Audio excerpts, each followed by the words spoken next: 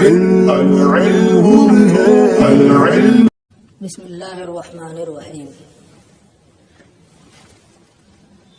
وَإِنَّمَا ذَكَرَ اللَّفْظَ هَاهُنَا دُونَ النَّظْمِ جَرِيًا عَلَى الْأَصْلِ۔ اس سے پہلے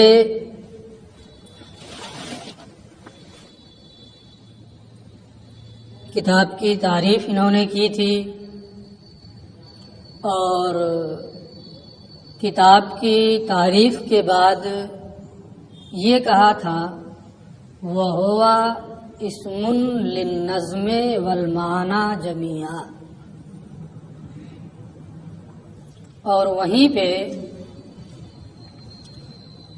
شارح نے ملا احمد جیون نے یہ وضاحت کی تھی کہ نظم سے مراد لفظ ہی ہے، لیکن بجائے لفظ کے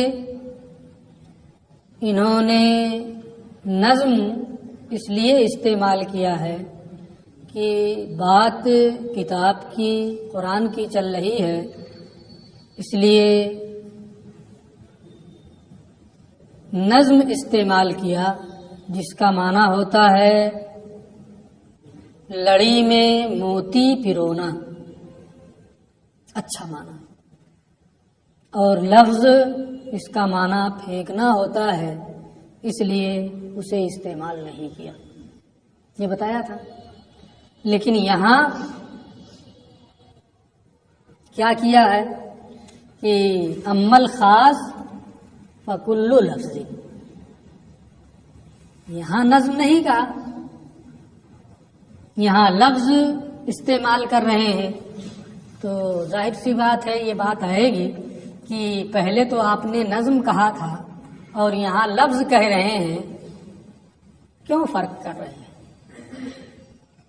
اسی کا ملا احمد جیون جواب دے رہے ہیں۔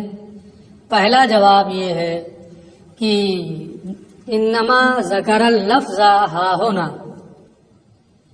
ماتن نے صاحب منار نے یہاں لفظ استعمال کیا، نظم استعمال نہیں کیا۔ اصل کے مطابق چلتے ہوئے، کیونکہ اصل تو لفظ ہی ہے، اصل لفظ ہی ہے، بس ادب کی خاطر وہاں انہوں نے نظم کا لفظ استعمال کیا تھا، ورنہ اصل کیا ہے؟ لفظ ہے، اس لیے اصل کا خیال کرتے ہوئے، اصل کی جانب نظر کرتے ہوئے انہوں نے یہاں پر لفظ ہی کو استعمال کیا۔ یہ ایک جواب۔ دوسرا جواب یہ ہے وَلِأَنَّ الظَّاهِرَ أَنَّ هَذِهِ الْأَقْسَامَ لَيْسَتْ مُخْتَصَّةً بِالْكِتَابِ بل يجری فی جمیع کلمات العرب۔ دوسرا جواب یہ ہے کہ وہاں کتاب کی تقسیم کے بعد کتاب ہی کے بارے میں جو کتاب کے ساتھ خاص ہے کہ وہ نظم دال علی المعنی کا نام ہے، کیونکہ وہ کتاب کی ہی کے بارے میں کہنا تھا، اس لیے وہاں نظم کا لفظ استعمال کیا۔ اور یہاں جب یہ تعریف کر رہے ہیں خاص کی، عام کی، مشترک کی، معول کی وغیرہ ذالک، تو یہ اصطلاحات خاص ہونا، عام ہونا وغیرہ یہ قرآن کے ساتھ خاص نہیں، بلکہ تمام کلمات عرب میں یہ اصطلاحات جاری ہیں۔ تو وہاں صرف کتاب کی گفتگو تھی، اس لیے نظم استعمال کیا، اور یہ اصطلاحات تمام کلمات عرب کے لیے عام ہیں، اس لیے یہاں انہوں نے نظم کے بجائے لفظ ہی کا کو استعمال کر لیا. ٹھیک ہے، یہ دوسرا جواب ہے. وَلِأَنَّ، اور اس لیے کہ بظاہر یہ اقسام کتاب یعنی قرآن کے ساتھ خاص نہیں ہے، بل یجری فی جمیع کلمات العرب، بلکہ یہ اقسام تمام کلمات عرب میں جاری ہوتے ہیں، قرآن میں بھی جاری ہوتے ہیں، وہ بھی عربی زبان میں. تو چونکہ یہ سب کے ساتھ تمام کلمات عرب کو عام ہے، یہ اصطلاحات اس لیے نظم کے بجائے لفظ کو استعمال کیا. وَإِنَّمَا ذَكَرَ النَّظْمَ فِي التَّقْسِيمَاتِ، تقسیم کے بیان میں، جہاں کتاب کی تقسیم تھی کہا تھا وہ ہوا اسم للنظم والمعنی جمیعا، تو وہاں پر نظم کو ذکر کیا ہے.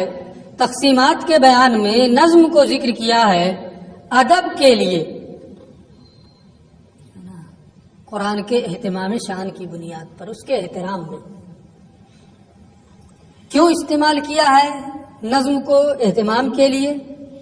اس لیے کہ نظم کے لفظ میں اچھا معنی پایا جاتا ہے.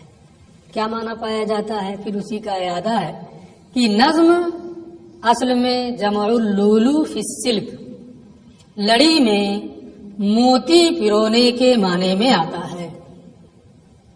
بخلاف اللفظ، برخلاف لفظ کے، فإنہ فی اللغت الرمی، کیونکہ لغت میں لفظ کا معنی پھینکنا ہوتا ہے. اور دونوں معنوں کو جب آپ دیکھیں گے تو خود آپ کا دل یہ فیصلہ کرے گا کہ نظم کا لفظ قرآن کے شایان شان ہے، اس لیے انہوں نے وہاں نظم کو استعمال کیا ہے. اب ایک اور چیز یہ بتا رہے ہیں جو منطق میں آپ نے پڑھا ہے، اس کی طرف اشارہ کر کے ایک چیز یہ بتا رہے ہیں. تعریف میں انہوں نے کیا کہا؟ امل خاص فکلو لفظ،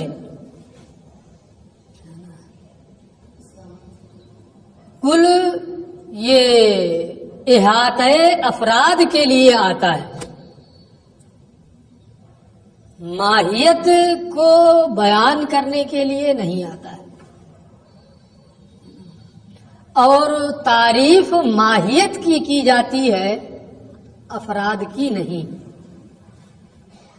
یہ کس کا نظریہ ہے؟ اہل منطق کا. تعریف کس کی جاتی ہے؟ ماہیت کی جاتی ہے، اور کل یہ احاطہ افراد کے لیے آتا ہے.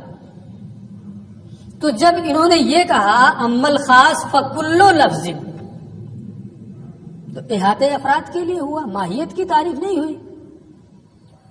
تو اہل منطق تو یہی کہیں گے کہ نہیں، یہ تعریف اچھی نہیں ہے. کل کے ذریعے تعریف ہوتی ہے، تعریف ہو رہی ہے جو احاطہ افراد کے لیے ہے، ماہیت کی تعریف ہو ہی نہیں رہی ہے، اس لیے یہ تعریف بہتر نہیں، پسندیدہ نہیں. ٹھیک ہے، تم کہتے ہو کہتے رہو، تمہاری اپنی اصطلاح ہے، ہم تمہاری اصطلاح میں دخل نہیں دیتے. ہماری اصطلاح میں کل بھی چلتا ہے نا. لا مناقشۃ فی الاصطلاح. تمہاری اصطلاح یہ ہے کہ کل احاطہ افراد کے لیے ہے، تعریف ماہیت کی ہوتی ہے، اس لیے کل کے ذریعے سے تعریف ناپسندیدہ. ہم کہتے ہیں کل کے ذریعے سے جب تعریف کی جائے گی تو وہ تعریف تمام افراد کو جامع اور دخول غیر سے مانع ہوگی، ہر فرد کے ہوگی. اس لیے ہم کہتے ہیں کہ کل کے ذریعے سے تعریف کرنا زیادہ بہتر ہے. تمہاری اپنی اصطلاح تمہارے لیے مبارک ہو، ہماری اپنی اصطلاح ہے ہمارے لیے. لا مناقشۃ فی الاصطلاح، اصطلاح میں کوئی جھگڑا نہیں ہے نا. تمہاری اصطلاح تمہارے طور پہ، ہماری اصطلاح ہمارے طور پہ، ہمارے اعتبار پہ صحیح ہے. تمہارے طور پہ صحیح ہو کہ نہ صحیح ہو، ہمیں اس سے نہیں لینا دینا. ٹھیک ہے، وہی یہ کہہ رہے ہیں. وَأَمَّا ذِكْرُ كَلِمَةِ کل، تعریف میں کلمہ کل کو ذکر کرنا. فَإِنَّهُ وَإِنْ كَانَ مُسْتَنْكَرًا فِي التَّعْرِيفِ فی اصطلاح المنطق. تو کل کے لفظ کو تعریف میں ذکر کرنا اگرچہ منطقی اصطلاح کے مطابق ناپسندیدہ ہے، اگرچہ منطقی اصطلاح کے مطابق ناپسندیدہ ہے، ولیکن القصد ہا ہونا لبیان الاضطراد والضبط، لیکن یہاں مقصود جامعیت اور مانعیت کو بیان کرنا ہے، ضبط و اضطراد کو بیان کرنا ہے، اور وہ لفظ کل سے حاصل ہوگا. لہذا ہم جامعیت اور مانعیت کے لیے لفظ کل کو اپنی اصطلاح میں یعنی اصول فقہ کی اصطلاح میں استعمال کریں گے تاکہ ہماری تعریف جامع اور مانے رہے. آپ کے یہاں ناپسندیدہ ہے، ناپسندیدہ رہے. ہم آپ کے اصطلاح میں دخل نہیں دیتے ہیں، آپ ہماری اصطلاح میں دخل نہ دیجیے. ٹھیک ہے، یہ بات پوری ہو گئی. اب آگے وَهُوَ إِمَّا أَن يَكُونَ خصوص الجنس او خصوص النوع او خصوص العین. خاص کی 3 قسمیں ہیں: خصوص جنس، خصوص نوع اور خصوص عین. اخص الخاص جس کو کہتے ہیں وہی خصوص عین ہے نا. بات تو ہو گئی کہ 3 قسمیں ہیں خاص کی. تو یہ پھر اسی کو کہہ رہے ہیں تقسیم للخاص بعد بیان تعریف ہی. خاص کی تعریف کرنے کے بعد یہاں یہ خاص کی تقسیم کر رہے ہیں.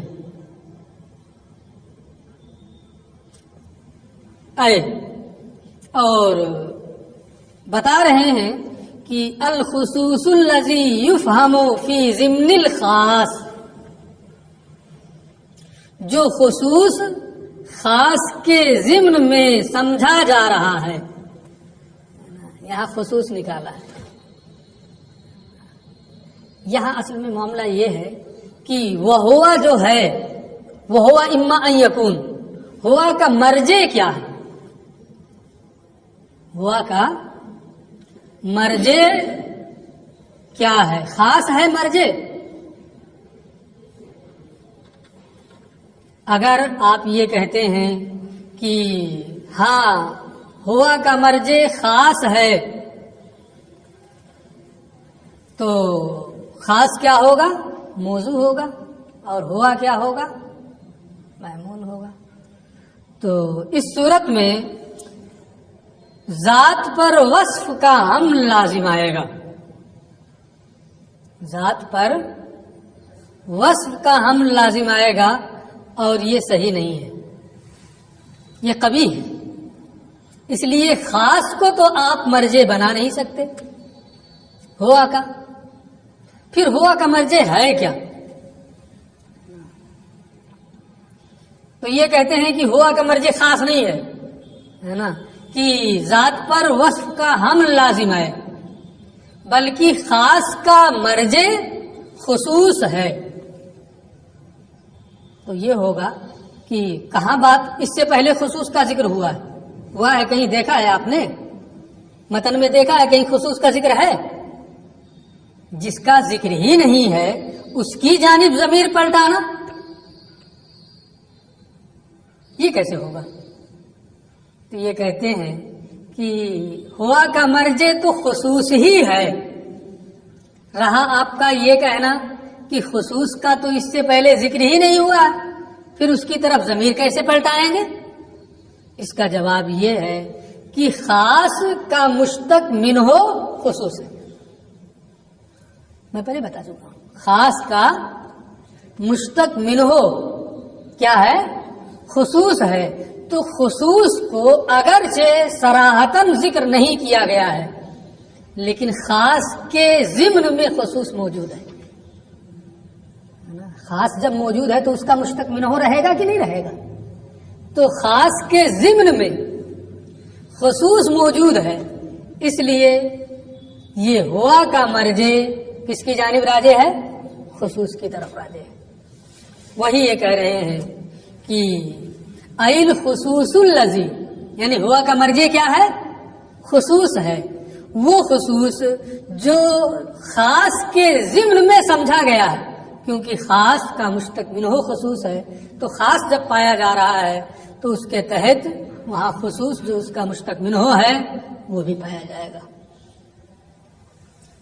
یہ بات تو ہو گئی۔ اب پھر یہ آگے بڑھ رہے ہیں، تو خصوص اما ان یکون خصوص الجنس، یا تو خصوص جنس ہوگا، یعنی تین قسمیں ہوں گی، یا تو خصوص جنس، یا خصوص نوع، یا خصوص عین۔ خصوص جنس بأن یکون جنسہ خاصا بحسب المعنی، یعنی خصوص جنس جس کی جنس معنی کے اعتبار سے خاص ہو، اگرچہ اس کا مصداق متعدد ہو۔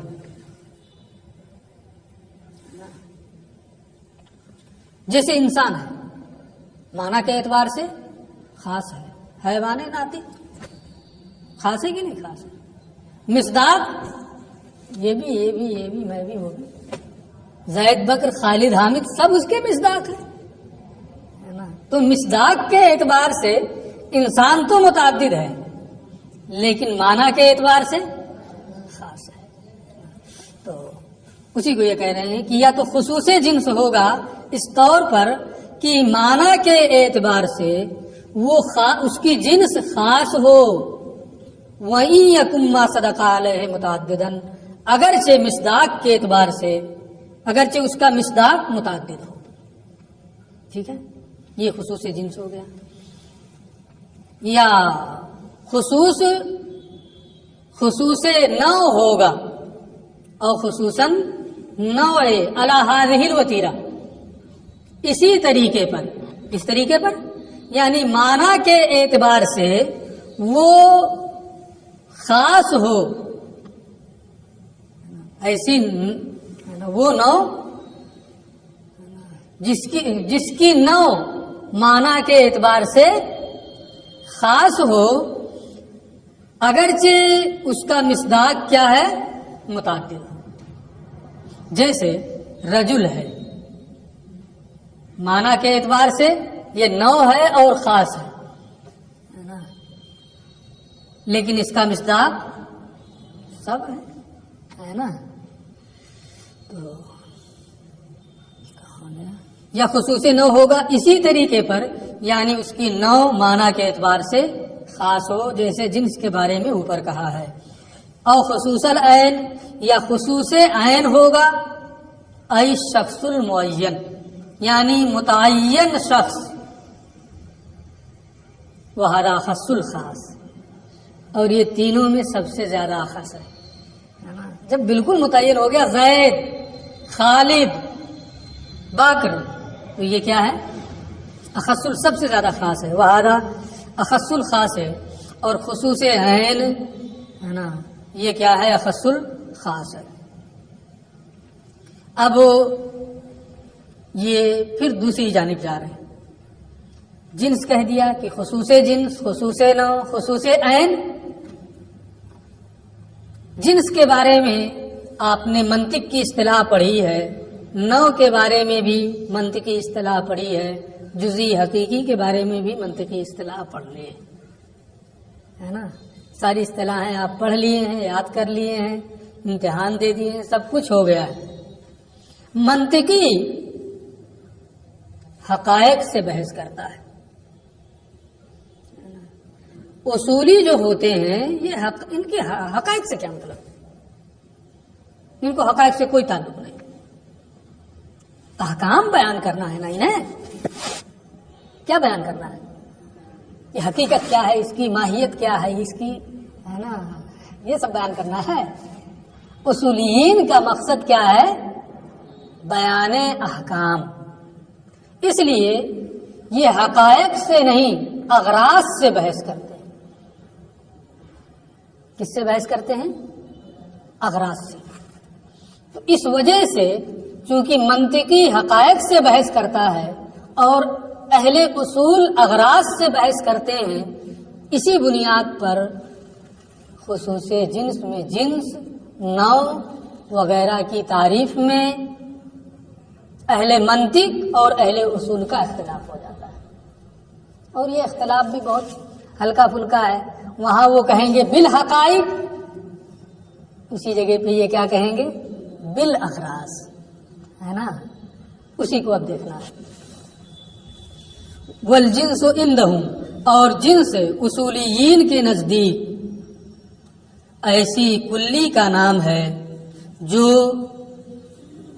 ایسے بہت سے مختلف افراد پر محمول ہو، ایسے بہت سے افراد پر محمول ہو جن کی اغراض مختلف ہیں، جن کی غرض مختلف ہے۔ تو اگر بہت سے افراد ہیں اور ان افراد کی غرض مختلف ہے، اگرچہ ان کی ماہیت اور حقیقت مختلف نہ ہو، ان کو کیا کہیں گے؟ اہل اصول جنس کہیں گے۔ اگرچہ ان کی حقیقت اور ماہیت مختلف نہیں ہے لیکن ان کے اغراض الگ ہیں، تو ان کو یہ لوگ جنس کہیں گے، اگرچہ اہل منطق اسے جنس نہ کہیں۔ جیسے انسان ہے، اہل اصول کے نزدیک وہ جنس ہے، اور اہل منطق کے نزدیک کیا ہے؟ نوع ہے نا؟ کیوں ہے اس کو یہ نیچے بیان کریں گے، کیونکہ اغراض اس کے مختلف ہیں، نیچے بیان آئے گا۔ دون الحقائق، یہ نہ کی حقائق، یعنی حقائق مختلف ہوں، یہ اہل اصول کے ہاں ضروری نہیں ہے۔ کما ذہب الیہ المنطقیون، جیسا کہ اہل منطق اس کی جانب گئے ہیں کہ وہ حقائق کے مختلف ہونے کی صورت میں مختلف افراد ہوں، تو اچھا وہ کلی جو مختلف افراد پر محمول ہو اور ان کی حقیقتیں الگ الگ ہوں، انہیں جنس کہتے ہیں اہل منطق۔ والنوع، اور نوع اصولیین کے نزدیک وہ کلی ہے جو ایسے بہت سے افراد پر محمول ہو جن کی غرض یکساں ہے، متفقین بالاغراض، جن کی غرض یکساں ہے، جن کی غرض متفق ہے، دون الحقائق،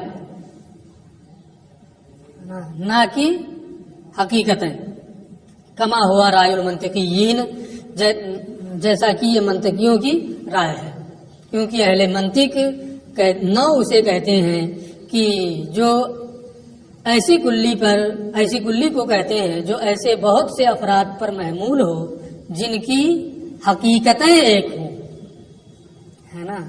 اختلاف ہو گیا کہ نہیں ہو گیا؟ فہم، کیوں ایسا ہے؟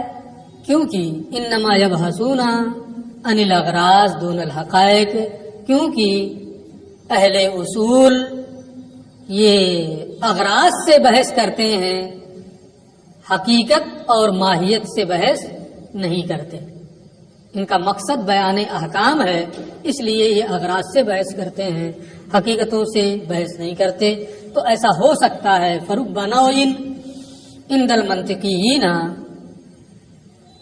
جنس عند الفقہاء، تو ایسا ہو سکتا ہے کہ کوئی چیز منطقیوں کے یہاں نوع ہو اور فقہاء کے یہاں جنس ہو، کیونکہ تعریف میں فرق ہو گیا۔ اہل منطق حقیقت سے بحث کرتے ہیں، اہل اصول اغراض کا اعتبار کرتے ہیں، تو ایسا ہوگا کہ منطقیوں کے یہاں کوئی چیز نوع ہے لیکن فقہاء کے یہاں وہی چیز جنس ہے۔ کما یظہر عن الامثلۃ التی ذکرھا بقولہ، جیسا کہ ان مثالوں سے ظاہر ہوگا جن کو آگے اپنے اس قول سے ماتن نے ذکر کیا ہے، کانسان ورجل وزید، تینوں کی مثال ہے، خصوص جنس، خصوص نوع اور خصوص عین۔ جیسے انسان، رجل، زید، فالانسان نظیر خاص الجنس، تو انسان یہ خاص الجنس کی مثال ہے۔ کیوں یہ خاص کی مثال ہے؟ اہل منطق تو انسان کو نوع کہتے ہیں آپ یہ کہہ رہے ہیں کہ یہ خصوص جنس کی مثال ہے، پہلے بتا چکے ہیں کہ فرق ہوگا، ہے نا؟ کیوں کہہ رہے ہیں؟ کیا یہ مختلف الاغراض ہیں؟ انسان جو ہے ان کی مختلف الاغراض ہوگا تبھی تو ان کے یہاں کیا ہوگا؟ جنس ہوگا۔ کہتے کیا یہ مختلف الاغراض ہیں؟ کہتے ہاں بالکل ہے۔ کیسے؟ فَإِنَّهُ مَقُولٌ عَلَى كَثِيرِينَ مُخْتَلِفِينَ بِالْأَغْرَاضِ، کیونکہ انسان ایسے بہت سے افراد پر محمول ہوتا ہے جن کی غرض الگ الگ ہے۔ کیسے؟ ذرا دکھائیے۔ کہتے ہیں دیکھو، فَإِنَّ تَحْتَهُ رَجُلٌ وَامْرَأَةٌ، کیونکہ انسان کے تحت مرد بھی ہے عورت بھی ہے۔ مرد اور عورت دونوں کی غرض ایک ہے نہیں، الگ الگ ہے۔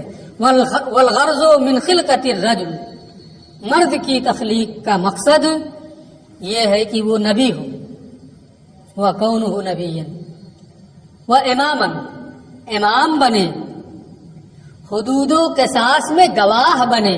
عورت کی گواہی حدود و قصاص میں معتبر نہیں ہے، قدوری میں آپ پڑھ چکے ہے نا۔ اور حدود و قصاص میں گواہ بنے، جمعہ قائم کرے، عید قائم کرے، اور اس جیسی بہت ساری چیزیں ہیں جو اور مرد کے ساتھ خاص ہیں، ہے نا۔ اس کی تخلیق کی یہ غرض ہے۔ والغرض من المرأة، اور عورت کی تخلیق کا مقصد کونها مستفرشۃ، یہ ہے کہ وہ اپنے شوہر کی فراش بنے، اس کے لیے بچھونا بنے۔ آتیتم بالولد، بچے پیدا کرے، مرد بچے پیدا کرے گا، ہے نا۔ آتیتم بالولد، ہے نا، بچے پیدا کرے۔ مدبرۃ لحوائج البیت، گھر کے کام کاج دیکھے۔ اب اگرچہ اس زمانے میں کچھ معاملات الٹے ہو گئے ہیں کہیں کہیں کہ شوہر ہی گھر کے کام کاج دیکھتا ہے نا، گھریلو شوہر بن جائے کوئی تو بات الگ ہے نا۔ ورنہ جو فطری چیز ہے نا، جو پہلے سے ہوتا آ رہا ہے وہی عادتاً کہ عورت گھر کے کام کاج دیکھے، ہے نا۔ مدبرۃ لحوائج البیت، اور شوہر اس کی مدد کر دے الگ چیز ہے، گھر کے کام کاج دیکھے، وغیرہ ذالک، اور اس کے علاوہ دوسری بہت سی غرضیں جو عورت سے وابستہ ہیں۔ تو دونوں کے اغراض، مرد بھی انسان کا فرد ہے، عورت بھی انسان ہی کا فرد ہے، دونوں کی غرض الگ الگ ہوئی کہ نہیں؟ تو انسان ہے نا اس کلی کو کہتے ہیں جو ایسے بہت سے افراد پر محمول ہوتا ہے جن کی غرض الگ الگ ہے، اگرچہ حقیقت ایک ہے، جس کی وجہ سے اہل منطق اسے نوع کہتے ہیں، لیکن غرض الگ الگ ہے، اس لیے اہل اصول اسے کیا کہیں گے؟ جنس کہیں گے۔ ٹھیک ہے، آگے والرجل نظیر و خاص النوع، اور رجل یہ خاص النوع کی مثال ہے، کیونکہ یہ ایسے بہت سے افراد پر محمول ہوتا ہے جن کی غرض یکساں ہے اصل کے اعتبار سے۔ ورنہ آپ یہ کہہ سکتے ہیں کہ مرد ہے، سب کی غرض یکساں کیسے؟ حقوق میں تو فرق ہوتا ہے، غلام کے حقوق پر الگ ہے، آزاد کے الگ ہے، لیکن اصل کے اعتبار سے کیا ہے؟ سب کے حقوق یکساں ہیں، غرض یکساں۔ فَإِنَّهُ کہا گیا فَإِنَّ أَفْرَادَ الرِّجَالِ كُلُّهُمْ سَوَاءٌ فِي الْغَرْضِ، کیونکہ مرد کے تمام افراد مقصد میں برابر ہیں، یکساں ہیں۔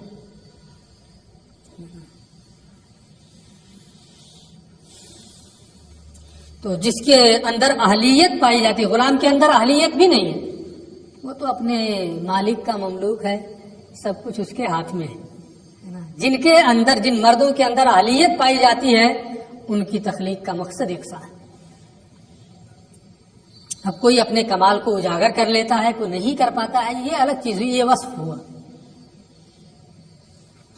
کہاں چلا گیا؟ وہ زید، اور زید یہ خاص العین جو اخص الخاص ہے، اس کی مثال ہے۔ فَإِنَّهُ شخص معین، کیونکہ زید یہ متعین شخص ہے. لا یحتمل الشرک، اس میں احتمال شرکت نہیں ہے. آپ کہیں گے کیسے نہیں ہے؟ دیکھتے ہیں قصبے میں ایک ہی نام 10 لوگوں کا ہے. ہوتا ہے کہ نہیں ہوتا ہے؟ قصبے میں دیکھتے ہوں گے آپ، اپنے علاقے میں دیکھتے ہوں گے، اپنے محلے میں دیکھتے ہوں گے، ایک ہی نام ہے 10 لوگوں کا. کہتے ہیں ہاں ٹھیک ہے، مختلف وضعوں سے تو ہو سکتا ہے، وضع واحد سے ہے نا ایسا ہو جائے نہیں. اسی کو آگے انہوں نے کہا ہے کہ یہ متعین شخص ہے، اس میں احتمال شرکت ہے ہی نہیں. ہاں الا بتعدد الاوضاع، مگر کئی ایک کے لیے وضع کیا جائے، متعدد اس کی وضعیں ہوں، زید ہی ایک کا نام، دوسرے کا نام، تیسرے کا نام، چوتھے کا نام، تو یہ مختلف اوضاع کے ذریعے سے، متعدد وضعوں کے ذریعے سے ہو رہا ہے. وضع واحد سے اس میں احتمال شرکت نہیں ہے. یہاں بات پوری ہو گئی، پھر اس کے بعد نئی بحث کا آغاز ہو رہا ہے. انشاءاللہ ہم اس بحث کو بعد میں